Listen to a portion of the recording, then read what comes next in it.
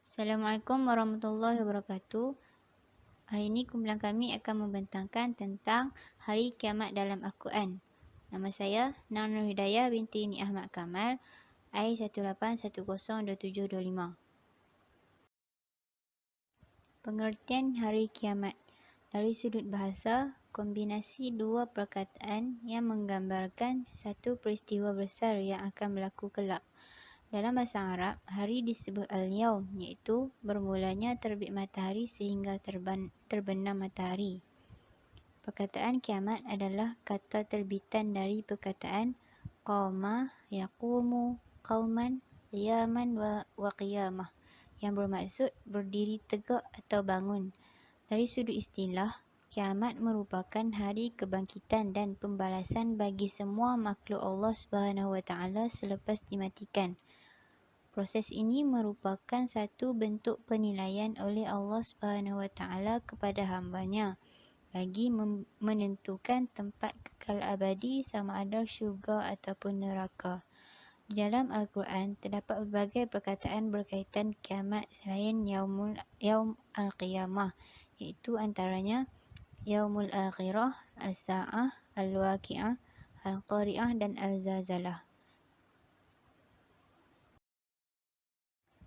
Kiamat merupakan satu peristiwa besar yang akan menjelma pada suatu masa yang tidak diketahui ketetapan waktunya kecuali Allah SWT sahaja. Peristiwa ini merupakan permulaan kepada kehancuran dan kebangkitan semula manusia yang berada di atas dunia yang bakal semua tinggalkan nanti menuju ke dunia akhirat yang kekal abadi. Ketika proses penurunan Al-Quran berlaku, Nabi SAW turut diberi wahyu oleh Allah SWT untuk menjelaskan kedudukan dan gambaran semasa kiamat. Assalamualaikum warahmatullahi wabarakatuh. Nama saya Nurul Syifa binti Jamaluddin, nombor metrik I1810268. Seterusnya saya akan membentangkan nama-nama kiamat dalam Al-Quran berserta ayatnya. Nama-nama kiamat yang terdapat di dalam Al-Quran ada sebanyak 20.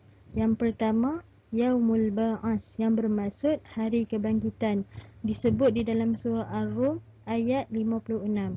وَقَالَ الَّذِينَ أُوتُوا الْعِلْمَ وَالْإِيمَانَ لَقَدْ لَبِثْتُمْ فِي كِتَابِ اللَّهِ إِلَى يَوْمِ الْبَعْثِ فَهَذَا يَوْمُ الْبَعْثِ وَلَكِنَّكُمْ كُنْتُمْ لَا تَعْلَمُونَ. Maksudnya, dan berkata orang-orang yang diberi ilmu pengetahuan dan keimanan kepada orang-orang yang kafir, sesungguhnya kamu telah berdiam dalam kubur menurut ketetapan Allah sampai hari berbangkit, maka inilah hari berbangkit itu, akan tetapi kamu selalu tidak meyakininya. Seterusnya, nama kiamat yang kedua adalah Yaumul Hisab, bermaksud hari perhitungan, disebut dalam surah Syad ayat yang ke-53. Hadza ma tu'aduna liyaumil hisab, maksudnya inilah apa yang dijanjikan kepadamu pada hari berhisab. Yang ketiga, Yaumuddin, yang bermaksud hari pembalasan, disebut dalam surah Al-Fatihah ayat yang keempat, Maliki Yaumiddin, maksudnya yang menguasai hari pembalasan. Yang keempat pula, Yaumul Hasrah, bermaksud hari penyesalan, disebut dalam surah Maryam ayat yang ke-39, وَأَنذِرْهُمْ يَوْمَ الْحَسْرَةِ إِذَا قُضِيَ الْأَمْرُ وَهُمْ فِي قَفْلَةٍ وَهُمْ لَا يُؤْمِنُونَ. Maksudnya, dan berilah mereka peringatan tentang hari penyesalan, iaitu ketika segala perkara telah diputus dan mereka dalam kelalaian dan mereka tidak pula beriman. Nama yang kelima pula, As-Sa'ah, bermaksud hari yang menentukan, disebut di dalam surah Ghafir ayat ke-59. Inna as-sa'ata la'atiyatun la raiba fiha walakinna aktsaran nasi la yu'minun. Maksudnya, sesungguhnya hari kiamat pasti akan datang, tidak ada keraguan tentangnya, akan tetapi kebanyakan manusia tiada beriman. Kemudian saya telah senaraikan lagi nama-nama lain bagi kiamat yang disebut di dalam Al-Quran berserta dengan nama surah dan juga nombor ayat, seperti Yaumut Tanad yang bermaksud hari saling memanggil dalam surah Ghafir ayat 32. Kemudian Yaumul Fasl, hari pemisah atau keputusan, dalam surah As-Saffat ayat 21. Kemudian Yaumul Jama' hari berkumpul dalam surah Asy-Syura ayat yang ke-7. Nama yang seterusnya ialah Yaumul Wa'id, bermaksud hari yang dijanjikan, disebut dalam surah Qaf ayat yang ke-20. Kemudian Yaumul Khulud, bermaksud hari yang kekal, disebut dalam surah Qaf juga ayat yang ke-34. Kemudian Yaumul Khuruj, yang bermaksud hari yang dikeluarkan dari kubur, juga dalam surah Qaf ayat yang ke-42. Seterusnya Yaumul Asir, yang bermaksud hari yang sulit, disebut dalam surah Al-Mudassir ayat yang ke-9. Seterusnya Al-Qari'ah, yang bermaksud ketukan keras, dalam surah Al-Qari'ah ayat ke-3. Kemudian Al-Azifah, bermaksud suatu yang dekat, disebut dalam surah An-Najm ayat yang ke-57. Seterusnya As-Saqqah, bermaksud teriakan, dalam surah Abasa ayat yang ke-33. Kemudian Al-Haqqah, yang bermaksud yang pasti, disebut dalam surah Al-Haqqah ayat yang ke-3. Kemudian At-Tamatul Kubra, bermaksud bencana besar, disebut dalam surah An-Nazi'at ayat yang ke-34. Kemudian Al-Waqi'ah, bermaksud hari kiamat, disebut dalam surah Al-Waqi'ah ayat yang pertama. Kemudian Darul Qarar, tempat kembali, disebut dalam surah Qafir ayat yang ke-39. Dan yang terakhir Ad-Darul Akhirah, bermaksud negeri akhirat, disebut dalam surah Al-Ankabut ayat yang ke-64. Assalamualaikum warahmatullahi taala wabarakatuh. Saya Anis Maisara binti Zainuddin, Matrik Kad I 1810271. Okey, seterusnya kita masuk kepada surah-surah yang mengandungi tema hari kiamat. Okey, pertama kita tengok surah Al-Qari'ah. Okey, surah Al-Qari'ah ini membawa maksud hari kiamat. Okey, mengandungi 11 ayat dan berada di juzuk ke-30. Okey, menempati urutan surah ke-101 di dalam Al-Quran. Okey, surah ini adalah surah yang tergolong dalam surah Makkiyah kerana ia diturunkan di Mekah. Okey, dinamakan surah Al-Qari'ah kerana ia diawali dengan perkataan Al-Qari'ah yang dapat menakutkan hati yang mendengarnya kerana kengeriannya. Okey, setiap apa yang kita tahu, bila mana sebut tentang kiamat, orang pasti akan terbayangkan tentang kehancuran dunia. Okey. Surah kedua, surah Az-Zalzalah.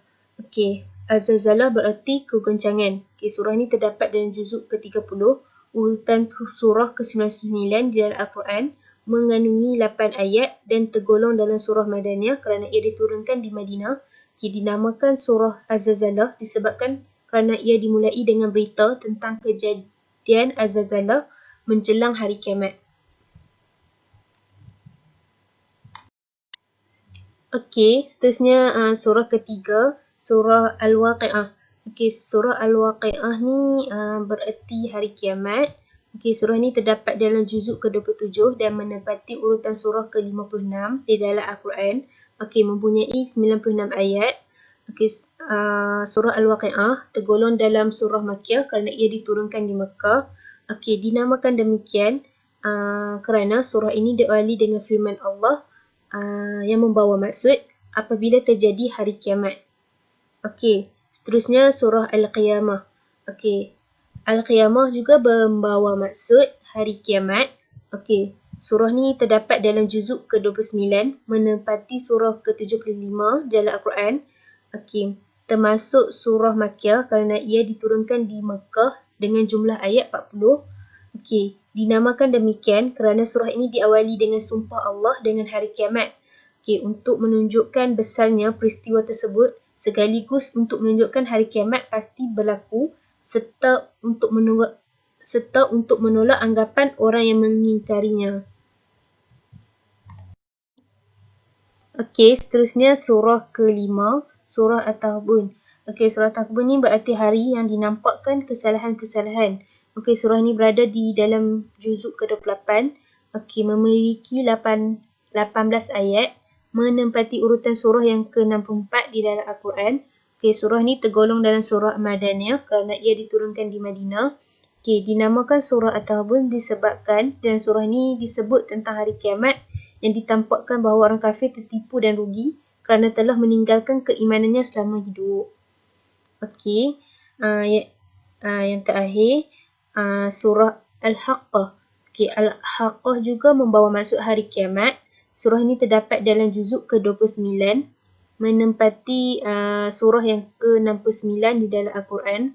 Surah yang terdiri daripada 52 ayat dan tergolong dalam surah Makkiyah kerana ia diturunkan di Mekah. Okey, dinamakan dengan surah Al-Haqqah ni kerana ia dimulai dengan kata Al-Haqqah, iaitu salah satu nama dari nama-nama hari kiamat. Surah ini Allah telah menjadikan penting urusan hari kiamat ini dengan membuat pertanyaan tentangnya pada ayat kedua yang mana membawa maksud apakah hari kiamat itu. Okey. Okey, ni antara 6 surah yang mengandungi tema hari kiamat secara ringkas daripada saya. Okey, kalau tak silap saya dalam Al-Quran ada 12 surah. Kalau saya silap, Ustaz tolong betul.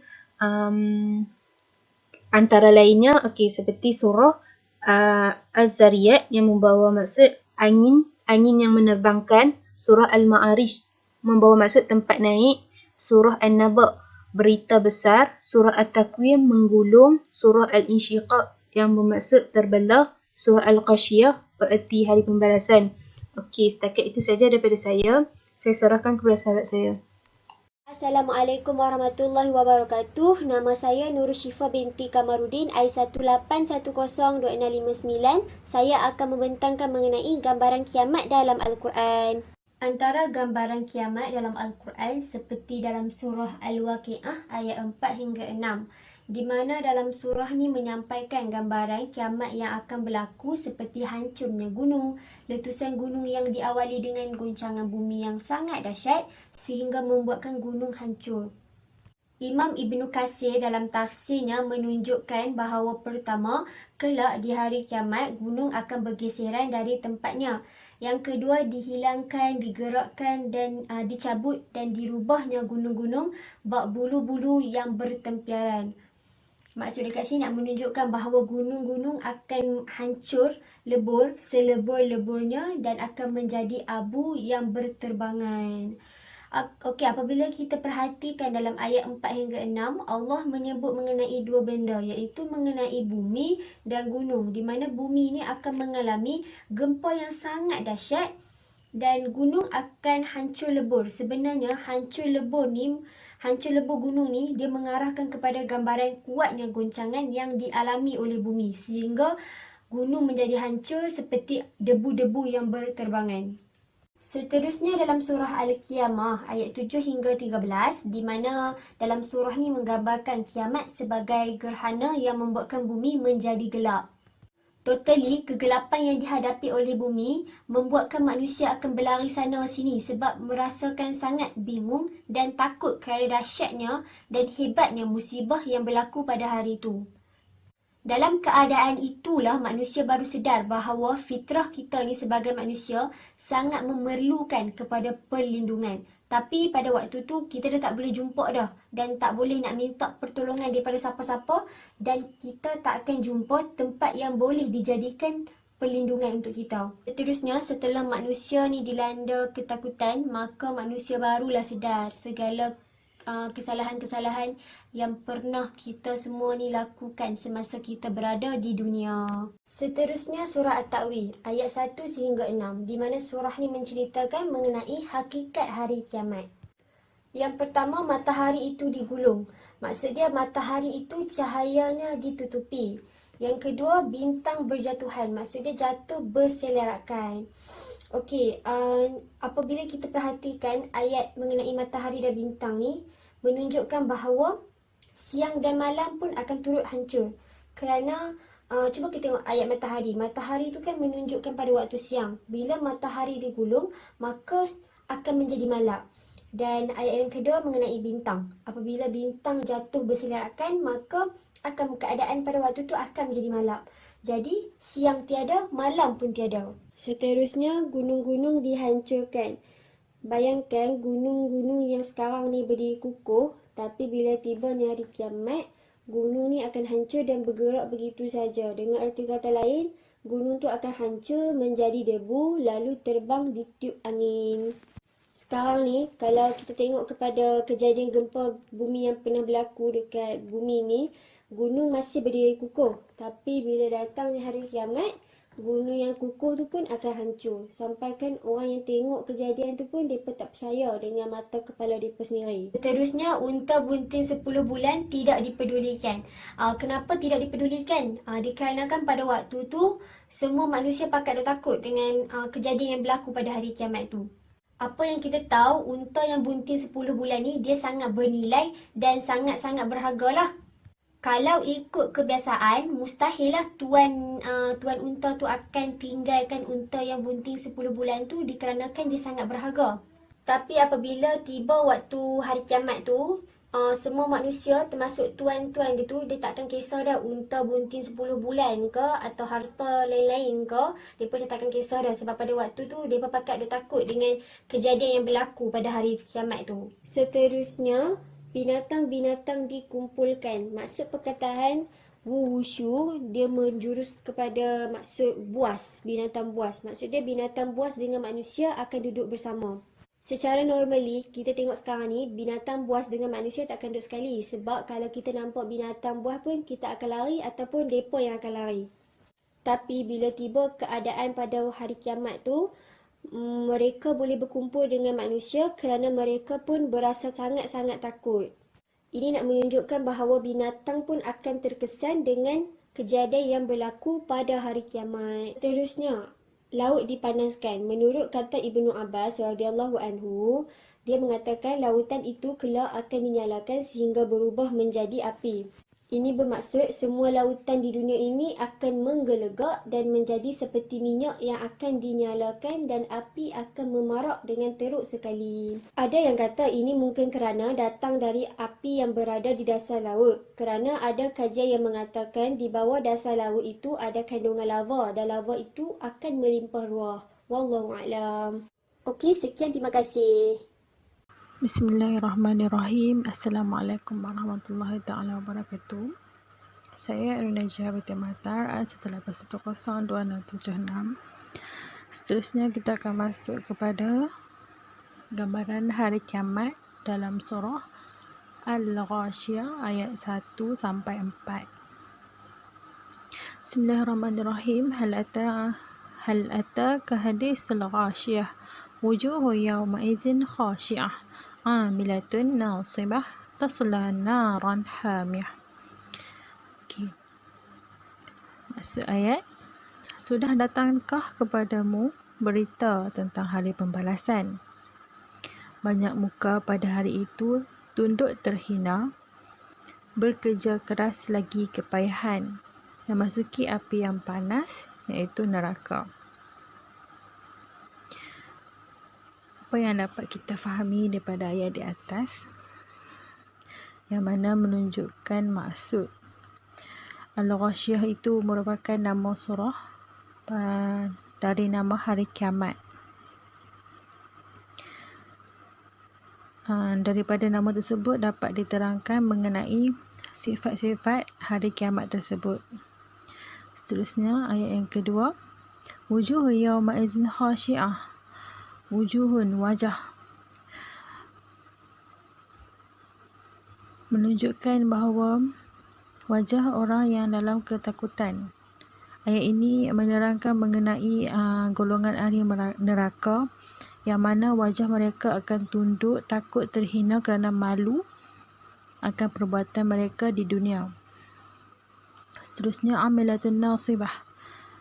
Ini juga dikatakan kepada ahli neraka, yang mana mereka ini sibuk bekerja keras di dunia, mengejar pangkat, projek dan sebagainya, tetapi mereka tak abai dengan agama.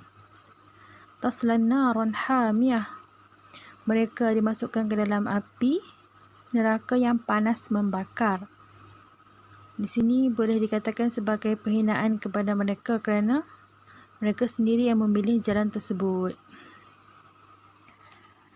Okay, seterusnya kita pergi kepada surah Al-Insyiqaq ayat 1 sampai 4. As-sama'u insyaqqat wa azinat li rabbiha wa huqqat wa izal ardu muddat wa alqat fiha wa alqat ma fiha wa takhallat. Berdasarkan ayat ini dapat kita fahami bahawa yang menerangkan mengenai apa yang berlaku pada hari kiamat. Allah menyuruh kita membayangkan bagaimanakah pada saat itu langit terbelah, kemudiannya bumi dirantarkan dan seterusnya bumi tersebut meluahkan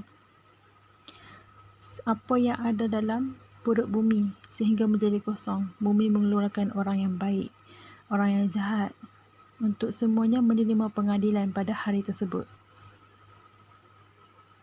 Maka lepaslah tanggungan segala yang ditanggung oleh bumi tersebut di dalam perutnya. Seterusnya kita pergi kepada surah Al-Haqqah ayat 14 hingga 16. Wa humilatil ardu wal jibalu fadukkatan dakkatan wahidah. Fayawma idzin waqa'atil waqi'ah wa anshaqatis samaa'u fahya yawma idzin wahiyah. Dan diangkat bumi dan gunung ganang lalu dihancurkan keduanya kehancuran sekali. Maka pada hari itu terjadilah kiamat dan terbelahlah langit, maka ia pada hari itu lemah. Okey, berdasarkan ayat ini dapat kita fahami ia menggambarkan suasana pada hari kiamat tersebut yang mana tak dapat dibayangkan oleh akal fikiran kita. Akan tetapi sebelum bumi dan gunung ganang yang ini dihancurkan, terdapat satu kejadian yang berlaku, iaitu peniupan sangkakala dengan sekali tiupan. Maka barulah bumi dan gunung ganang dihancurkan, kemudian berlakunya kiamat, kemudian berlakunya langit terbelah, yang mana pada hari itu menjadi huru-hara, manusia tidak dapat menzahirkan perasaan mereka, yang mana mereka hanya mementingkan diri sendiri untuk menyelamatkan diri sendiri. Itu saja daripada saya. Terima kasih. Kesimpulannya, kiamat adalah janji Allah dan kita sebagai umat Islam wajib mengimani akan datangnya hari kiamat yang merupakan hari kehancuran alam semesta dan hari untuk menuju ke kehidupan selanjutnya. Nabi SAW pernah mendapat pertanyaan tentang bila akan berlakunya hari kiamat. Tetapi Nabi Muhammad SAW hanya menjelaskan bahawa dirinya hanya manusia biasa yang tidak mengetahui bilakah kiamat akan terjadi. Sekalipun baginda adalah seorang yang dipilih Allah untuk menjadi khalifah di muka bumi ini, tapi hari kiamat tetap menjadi rahsia Allah Subhanahu Wa Taala. Dapat beberapa tanda kecil kiamat telah berlaku seperti yang dinyatakan, maka kita sebagai umat Nabi SAW wajiblah bersiap sedia dari segi amalan dan iman kita sendiri. Sekian daripada kumpulan kami. Assalamualaikum warahmatullahi wabarakatuh.